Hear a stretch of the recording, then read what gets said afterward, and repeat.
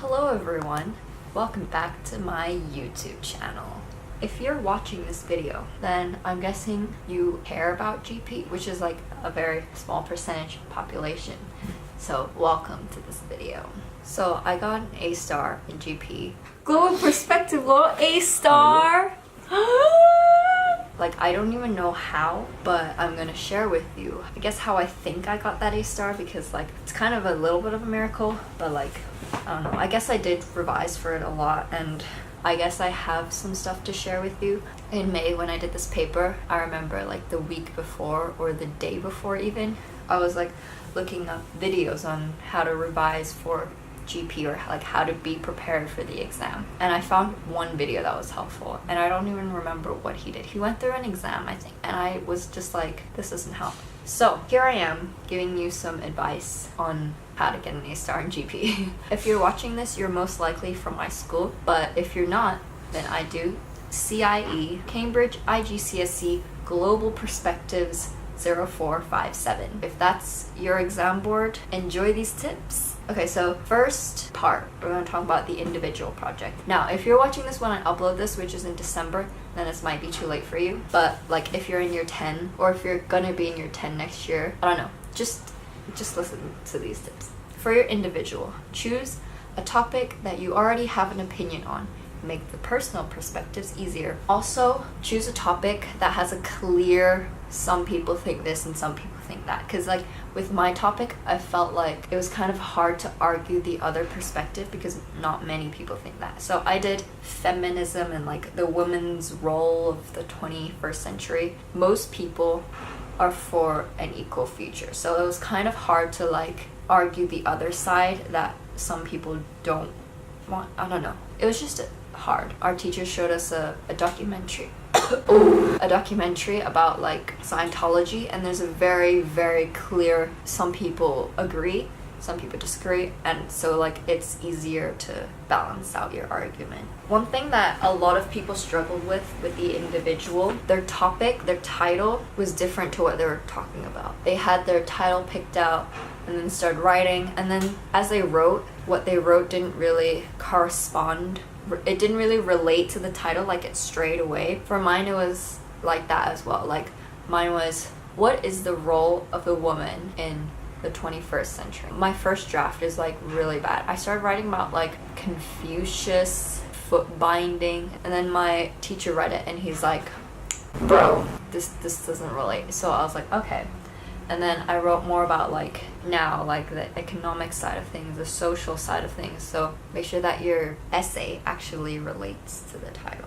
Oh my god, reference properly. I have this friend, he got, okay, I don't really want to say this. I feel bad for like sharing this on the internet. I'm very sorry, I won't say his name. He got 0 on his individual project because he didn't reference properly.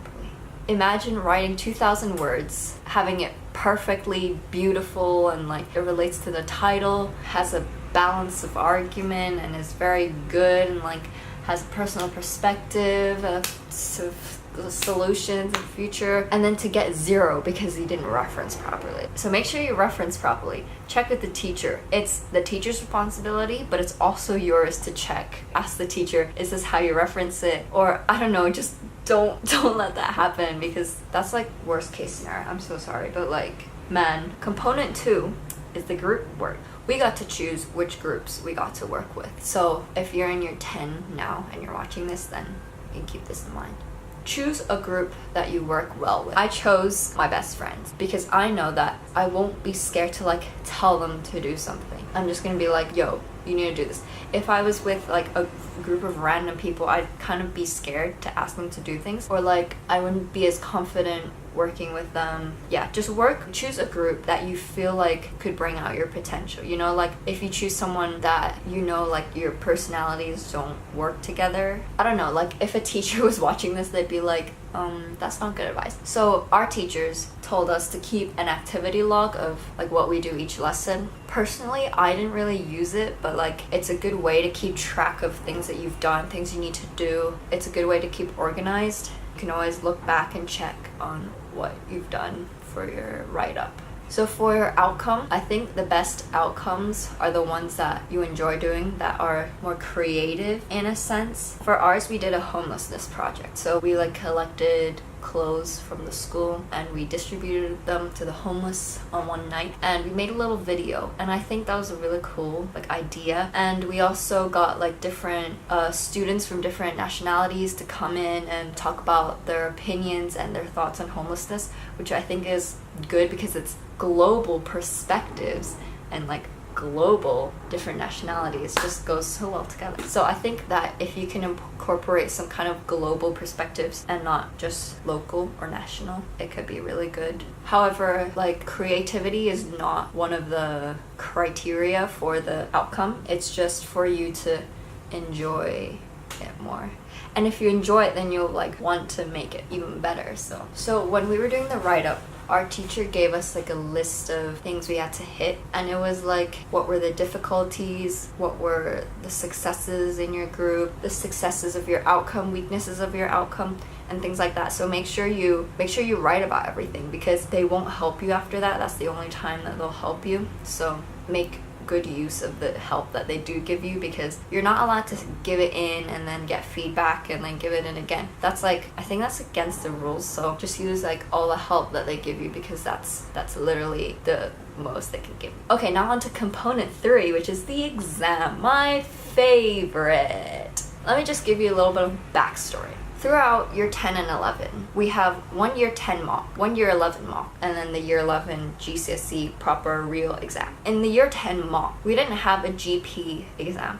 I didn't even know there was a GP exam. So I didn't know like what a GP exam looked like. So in that time, we were just given 2 hours to write our individual. Fair enough. I got a lot of stuff done. In year 11 was the first time I did the GP exam. The first time I saw a GP exam was like 1 week before the mock. I was so unprepared because I thought like, okay, yeah, for GP, like how can you really revise for it? It's a skill-based kind of thing. I didn't really revise. We went through like 1 exam in the lesson, and I was like, okay, yeah, this is quite easy. The mock came around. I did the mock. I was like, that was the easiest paper I've ever done in my entire life. It's about like tourism or something. I'm gonna get an A probably, or an A star. I don't even know. We had gotten all our exams back, and GP was the last one to get back. It came, and it was a C, and I was like, oh boy, what?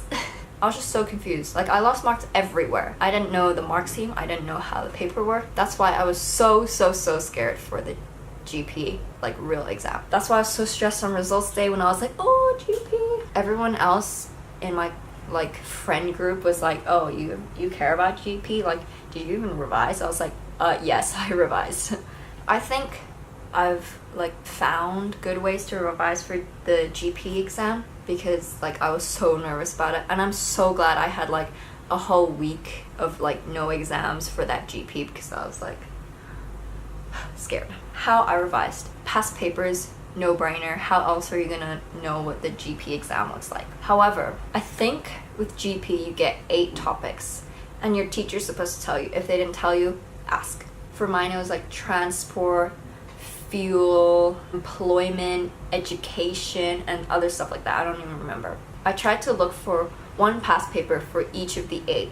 I couldn't find for everyone. No, there were like 3 for employment, and there were none for like transport, so I couldn't find any of them. So I did a few. I tried to do as varied as possible, because if you do 3 employment ones and then like a transport comes up, then like what are you gonna do?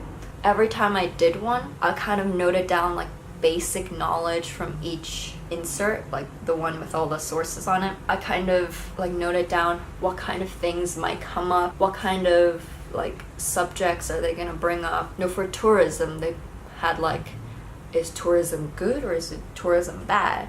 So you could kind of like note down ideas for each side, just to like prime your knowledge for the exam so you don't go in blind. What also really helps is, so I did like 1 past paper, a full one, start to finish, not exam conditions though. So I did 1 past paper at first, like at the very beginning. I tried to mark it, but it was really hard to mark because the mark scheme is really, I don't know if it's specific, but it has a lot on there. So like sometimes you're like, do I get this mark? do I not get this mark? I don't know. But I wasn't hitting the marks.